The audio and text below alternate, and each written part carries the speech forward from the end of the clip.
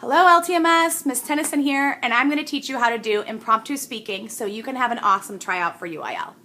The first thing I want to tell you is not to stress out about it. I don't expect perfection. I already think you're brave and awesome just for trying out. So if you mess up while you're doing it, don't panic. It's just a tryout. It's not the actual competition. If you need to turn around and regain your composure and then start again, that's totally fine with me. Okay, so that's the first thing. The second thing is, what are the rules to impromptu speaking? Well, in this event, you pick a topic out of a hat. You actually get to choose from two, and then you pick the one that you think you can talk about the best. Then you get 3 minutes to prepare your speech. Some people like to prepare on a piece of paper, and some people just like to prepare in their mind. The reason people do or do not want to write down their preparing is because when you do the speech, you don't actually get to hold any papers in your hand. So anything you wrote down, you have to remember anyway. That's why some people just like to try and remember the speech instead of trying to write anything down at all. Now, other people like to write short one-word things. So let me show you the format so you can get an idea of what I'm talking about. So this is a format page for how to plan your speech. It's almost exactly like writing a good paper. In every good paper, you have the topic statement, and you have a conclusion statement, and you have the middle body part of the paragraph where most of the meat and potatoes are. In an impromptu speech, it's also important to start your speech with an attention getter, something that's going to make your audience pay attention to you. You don't want to bore your audience straight from the beginning, or they're not going to remember your speech. So it should go something like this. Attention getter, then tell me what you're going to talk about with the 3 supports you're going to use to talk about it. Then tell me your reason number 1 and support it with details. Then go into your reason number 2 and support it with details. Then go into your reason number 3 and support it with details. Remembering your details is the hardest part.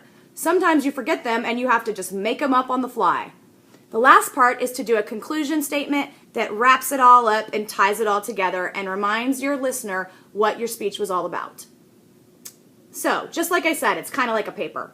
You will not get this paper when you're actually at the competition, but you can have it during tryouts and during practice, and you'll learn to do it awesome, and then you won't even need the paper.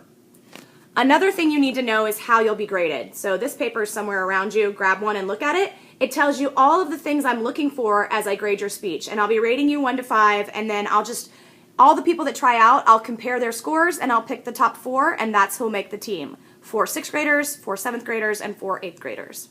Okay, so now I'm going to do an example speech for you. And remember, I've been doing this for a long time, so your speech probably won't be as good at this because you haven't been practicing it for forever. But after practicing, you'll be awesome. So here we go. Hey, there I am. Okay, my speech today, I'm going to pretend I picked the topic, blank is the best color because. So in my mind, I'm thinking, can I talk about this topic? What do I know about red? And I'm thinking about all the things I could talk about. And I want to pick red because red is the color that's my favorite color, so that's the one that I actually connect to. If you wanted a different color, you would just choose what you want, and then you would write your speech or plan your speech around your color. So, are you ready for an example speech? Here we go. Remember, I'm going to start with an awesome opener because catching their attention is the most important part. So, stop! What color do you think of? Red. Today, I'm going to tell you why red is the best color. Red is the color of danger. Red is the color of love and passion, and red is also the color that represents many things in our ancient culture. So, let me tell you why red is representing danger. Red represents danger because imagine that you go to a fruit on a bush in the wild, and you think, I'm going to eat this fruit, and you reach for it, and it's red. What is that fruit telling you? It's telling you, there's danger, don't eat me. Other things also say danger because of red. Like, for example, a stop sign or a stoplight. If you don't stop, there's danger ahead. Red is a very expressive color. So when we see it, we know to pay attention to it. That's why it's great for indicating danger. Secondly, red is awesome because it represents love and passion. If you think about if your love were to give you a flower, what flower color would they probably pick? Probably a red rose because red represents love. Think about the Valentine's cards you might give or receive on February 14th. What color are they going to be? Probably red or a shade of red, like pink, because red represents love. Again, red is super expressive. It tells us to pay attention to something, and there's nothing more important to pay attention to than our hearts. Lastly, red also represents things from our ancient culture, such as fire and blood, for example. And these kind of metaphors are frequently found in literature, such as the Bible.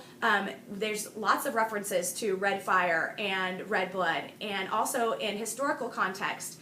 Red is just a very passionate color. It expresses so many different emotions, and people are moved by it. So this is why I would argue that red is the best color. Thank you for listening to my speech. All right, so at the end, make sure you throw in a thank you for listening to my speech, because then the listener knows the speech is over and you've given them a clue that it's time for them to think about your speech and critique you, and they don't just sit there going, is it done yet? Is it done yet? Okay, now that you've listened to how to do impromptu speaking, you are going to rock it. So come on over to Miss T and grab your couple of papers and we'll get started. Thanks for coming to Tryouts.